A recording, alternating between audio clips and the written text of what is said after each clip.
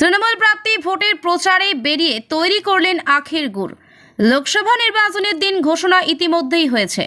রাজ্যের অন্যান্য আসনের সঙ্গে জঙ্গিপুর লোকসভা কেন্দ্রে ভোটে প্রার্থী তালিকা ঘোষণা করেছে শাসক দল তৃণমূল।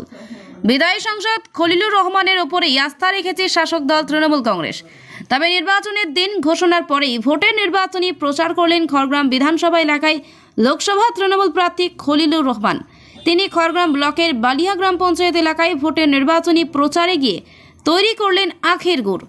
খুবই ভালো, এক্সেলেন্ট আর কি। আমি প্রথমে কৃতজ্ঞতা জানাই আমাদের নেত্রী মমতা ব্যানার্জিকে এবং আমাদের পার্টি সর্বভারতীয় তৃণমূল কংগ্রেসকে দ্বিতীয়বারের জন্য আমাকে মনোনয়ন করেছেন। আমি 2019-এও আমাকে প্রথমবার মনোনীত করার পরে আমি এই খড়গ্রাম থেকে আমার প্রচারটা শুরু করেছিলাম।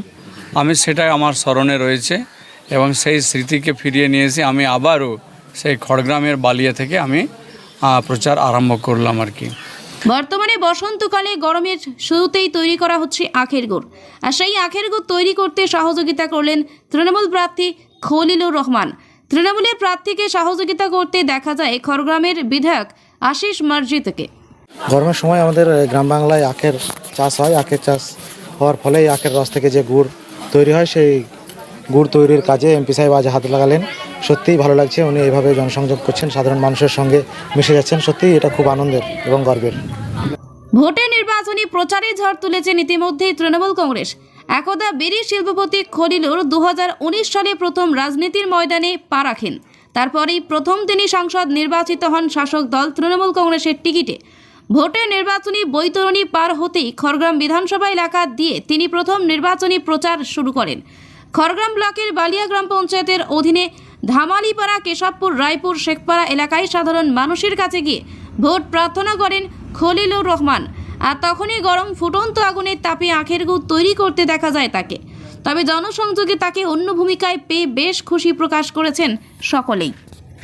মানুষ খুব উৎসাহ এবং উদ্দীপনার মধ্যে রয়েছেন যে আমরা প্রার্থীকে দেখতে পেয়েছি, পাশে পেয়েছি, এবং আমাদের যে কর্মীদেরকে যেভাবে আমরা উৎসাহিত করছি যে মানুষের পাশে যাওয়ার জন্য।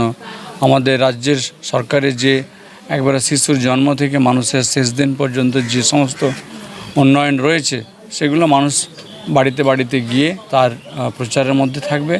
এবং দূর বলে নয়, আমাদের আজকে আপনারা দেখলেন যে জননেতা খলিলুর রহমান সাহেব 9 নম্বর জঙ্গিপুর কেন্দ্রে তৃণমূল কংগ্রেসের প্রার্থী সকালবেলায় শহীদ ক্ষুদিরাম বসুর মূর্তিতে মাল্যদানের মধ্য দিয়ে আনুষ্ঠানিকভাবে তিনি যে প্রচার শুরু করলেন, সেই প্রচারের পথে আমাদের এলাকার লোকাল কৃষকদের যে আখ চাষ এবং আখ চাষকে কেন্দ্র করে যে গুড় তৈরি, সেই গুড় যারা তৈরি করছিলেন তাদের সাথে তিনি সঙ্গ দিলেন, জনসংযোগ করলেন। কোথাও মাঠে কৃষকের সাথে তিনি সঙ্গ দিলেন, জনসংযোগ করলেন। মুর্শিদাবাদ থেকে কৌশিক অধিকারীর রিপোর্ট, লোকাল 18 বাংলা।